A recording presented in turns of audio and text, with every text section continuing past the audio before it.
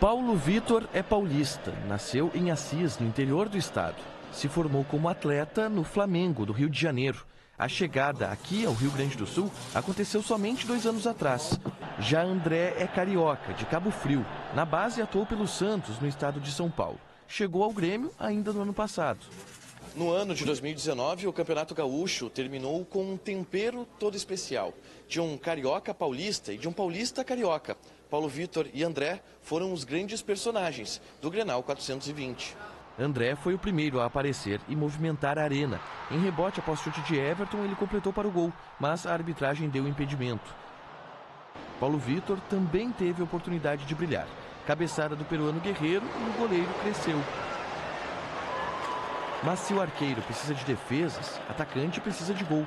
E André teve a oportunidade depois de ser escalado para bater o pênalti sofrido por Cortez já no segundo tempo. Não contava com um Marcelo Lomba inspirado. O árbitro autorizou, André bateu! Lomba espalma, chegou meu bate alto para a liga de fundo! Guerreiro levando os braços solidários no centro do gramado e vibra muito Marcelo Lomba, o Grêmio perde o pênalti! O pênalti desperdiçado fez com que o 0 não saísse do placar e a disputa fosse para os pênaltis. E como todo mundo sabe, disputa de pênaltis é a oportunidade que todo goleiro sonha. Paulo Vitor, em especial, as aproveitou. 1, 2, 3 vezes. Eu dei um abraço nele, dei um beijo no Paulo Vitor no final do jogo. Aí eu quebrei, hein, presidente? Vê lá. Não é tirar onda, mas na euforia, na emoção e de coração, e continuo afirmando hoje, eu dei de presente para ele, dentro do campo, um abraço, ao final do jogo, 50 mil para ele. Porque ele deu um título para o clube.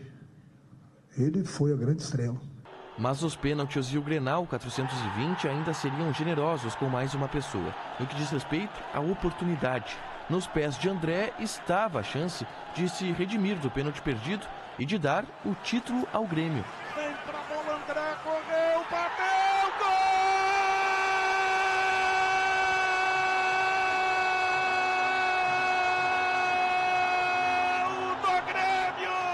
Comemorar bastante aí, que foi um título muito merecido, a gente fez uma história aí, ser campeão invicto, né? Só tomou um gol no campeonato, então tá todo mundo de parabéns. A construção de personagens no futebol é imprevisível. André e Paulo Vitor se tornaram os heróis somente nos últimos minutos da competição. Mas a lembrança da história que os dois personagens construíram em fração de segundos deve ficar por anos na cabeça do torcedor.